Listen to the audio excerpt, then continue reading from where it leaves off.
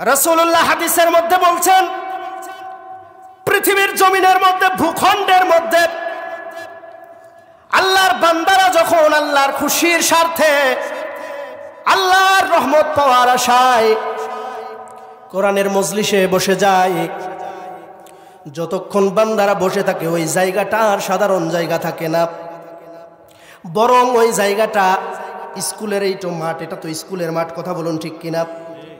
সন্ধ্যার আগ পর্যন্ত স্কুলের মাঠই ছিল, আগামীকাল সকালবেলা আবার স্কুলের মাঠ হয়ে যাবে।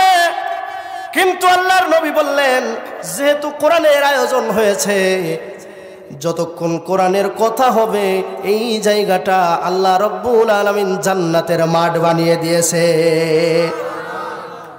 আল্লাহ রব্বুল আলামিন বলেন, আর যারা, ও নবী বলে দিন, আর যারা দুনিয়ার জমিনে আমি আল্লাহ রব্বুল আলামিনের এই কোরআনের মাঠে বসে যাবে, তথা জান্নাতের মাঠে বসে যাবে, আমি আল্লাহ রব্বুল আলামিন তাতানাজ্জালু আলাইহিমুল মালাইকা, আসমান থেকে প্রত্যেক বান্দার জন্য ফেরেশতা নির্ধারণ করে দিই। প্রত্যেক বান্দার জন্য ফেরেশতা নির্ধারণ করে দিই। ফেরেশতা কি করে? ফেরেশতা আপনার জন্য দোয়া করতে থাকে। এখন বলেন, ফেরেশতা পবিত্র না অপবিত্র? আর পবিত্র হওয়ার পরে পবিত্র মুখ দিয়ে যদি দোয়া করা হয়, সেই দোয়া কবুল না হওয়ার কোনো কারণ আছে? তাহলে আমাদেরও এই দোয়ার দরকার আছে না নাই? পবিত্র মুখ দিয়ে দোয়া করলে যে দোয়া কবুল হয়, তার উজ্জ্বল দৃষ্টান্ত শুনুন।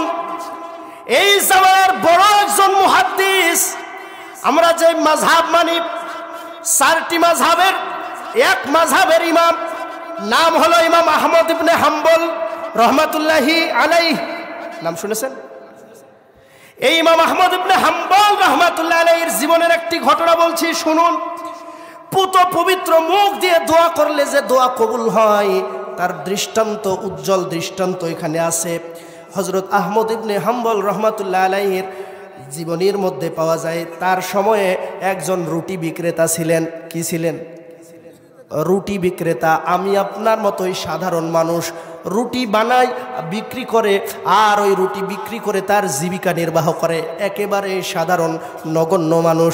কিন্তু আল্লাহর কসম করে বলি রে ভাই, সাধারণ মানুষ, সাধারণ কাজ, কিন্তু ব্যক্তিটার গুণ সাধারণ না। এই ব্যক্তি আল্লাহ রব্বুল আলামিনের দরবারে জীবনে যা দোয়া করেছে, আল্লাহ রব্বুল আলামিন সব দোয়া তার কবুল করে নিয়েছে। কেন কবুল করে নিয়েছে? ঘটনাটা যদি সামনে নিয়ে যাই তাহলেই বোঝা যায়। হযরতে আহমদ ইবনে হাম্বল রহমাতুল্লাহি আলাইহি বলেন, আমি একদিন দিনের দাওয়াতের কাজে কোনো এক স্থানে ভ্রমণ করলাম। আমার দাওয়াতি কাজ শেষ করতে করতে রাত্রি হয়ে যায়, এশার সময় হয়ে যায়।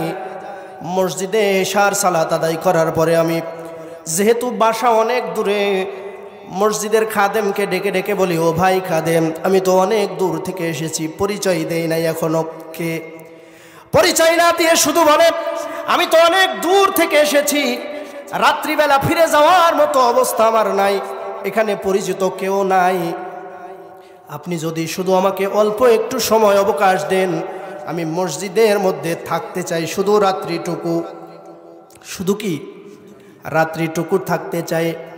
খাদেম ডাক দিয়ে বলেন, ও আল্লাহর বান্দা, আমাকে মাফ করবেন, আমি জানি আপনাকে যদি থাকতে দিতে পারতাম খুব ভালো হতো, কিন্তু আল্লাহর বান্দা, আমার কাছে অনুমতি নাই, আমি আপনাকে থাকতে দিতে পারবো না, কষ্ট করে আপনি একটু কোনো জায়গা ব্যবস্থা করে নেন। হযরতে ইমাম আহমদ ইবনে হাম্বল রহমাতুল্লাহি আলাইহি ডাক দিয়ে বলেন, আমি তখন ওই মসজিদ থেকে বের হয়ে রওনা দিলাম। হাঁটতে হাঁটতে হাঁটতে হাঁটতে হঠাৎ একটি রুটির দোকানের সামনে গিয়ে দাঁড়ালাম। দাঁড়িয়ে দেখি আল্লাহর বান্দা রুটি তৈরি করে, তাও পড়ে আস্তাগফিরুল্লাহ, রুটি বেল করে, তাও পড়ে আস্তাগফিরুল্লাহ, রুটি যখন চুলার উপর সেক দেয়, তাও পড়ে আস্তাগফিরুল্লাহ, রুটি যখন প্যাকেট করে, তাও করে পড়ে আস্তাগফিরুল্লাহ, আবার রুটি যখন বিক্রি করে, রুটি যখন কাস্টমারের হাতে তুলে দেয়, তাও পড়ে আস্তাগফিরুল্লাহ। এই আস্তাগফিরুল্লাহর মর্যাদা আছে না নাই? জীবনের গুনাহ আমাদের আছে না নাই? সম্মানিত দিনী ভাইরা আমার, বলছিলাম আস্তাগফিরুল্লাহ পড়ার গুরুত্ব কত বুঝুন। ইমাম আহমদ ইবনে হাম্বল বলেন, আস্তাগফিরুল্লাহ পড়ে ওই ব্যক্তি সব সময়, আমি এবার ব্যক্তির কাছে গিয়ে জিজ্ঞেস করলাম, ও আল্লাহর বান্দা, তুমি সারাক্ষণ শুধু আস্তাগফিরুল্লাহ পড়ো, তার কারণ কি? রুটি বানাও আস্তাগফিরুল্লাহ পড়ো, রুটি তৈরি করো, শেক দাও আস্তাগফিরুল্লাহ পড়ো, প্যাকেট করো আস্তাগফিরুল্লাহ পড়ো, এর পিছনে কারণ কি? আল্লাহর বান্দা ডাক দিয়ে বলেন, ও হুজুর, এখনো তো চিনে নাই, পরিচয় পাই নাই। ডাক দিয়ে বলেন, ও হুজুর, আমি জানি না আমার এই আস্তাগফিরুল্লাহর কোনো মর্যাদা আছে কিনা, কিন্তু একটা কথা জেনে নিন, এই যাবৎ পর্যন্ত আমি আল্লাহর কাছে যেই দোয়া করেছি, আমি আমার আল্লাহ রাব্বুল আলামিন আজ পর্যন্ত আমার কোনো দোয়া ফেরত দেই নাই। লোকটির কথা শুনে ইমাম আহমদ ইবনে হাম্বল ডাক দিয়ে বলেন, ও রুটিওয়ালা, কি বলছো? একটু ভেবে চিন্তে বলো, একটা দোয়াও মিস হয় নাই। লোকটি ডাক দিয়ে বলেন, হুজুর ঠিকই বলেছি, তবে একটা কথা, শুধুমাত্র একটা দোয়া এখনো কবুল হয় নাই। কয়টা দোয়া? একটা দোয়া এখনো কবুল হয় নাই। ইমাম আহমদ ইবনে হাম্বল এবার কৌতূহলী হয়ে গেলেন, প্রশ্ন করলেন, কোন দোয়া করেছো? সব দোয়া কবুল হয়েছে, কিন্তু কি এমন দোয়া করেছো যেটা এখনো কবুল হয় নাই? লোকটি ডাক দিয়ে বলেন, ও হুজুর, আমি শুনেছি বর্তমান সময়ে একজন আল্লাহর বড় ওলি আছেন, আল্লাহর বড় একজন বুজুর্গ ব্যক্তি আছেন, যার নাম হলো ইমাম আহমদ ইবনে হাম্বল। আমি তো গরিব মানুষ, সারাদিন রুটির ব্যবসা করে আমার পেট চালাই, কিন্তু আমার মনের বড় আশা, আমি ওই আহমদ ইবনে হাম্বল হুজুরের সাথে দেখা করতে চাই, ওনার কাছ থেকে দোয়া নিতে চাই, ওনার সহবতে বসতে চাই, কিন্তু আমার তো সাধ্যে নাই, সারাদিন রুটি বিক্রি না করলে পরের দিন খেতে পাবো না। তাই আল্লাহর কাছে দোয়া করেছি, আল্লাহ রাব্বুল আলামিন, আমি জানি না তুমি কেমনে করবে, কিন্তু ওই আহমদ ইবনে হাম্বলের সাথে আমার দেখা করার ব্যবস্থা করে দাও। আল্লাহু আকবার পড়েন। কথা বলছে কার সাথে? আহমদ ইবনে হাম্বলের সাথে। আর তার দোয়াটা কি? আহমদ ইবনে হাম্বলের সাথে দেখা করা। আল্লাহর বান্দার কথা শুনে ইমাম আহমদ ইবনে হাম্বল চোখের পানি ছেড়ে দিলেন।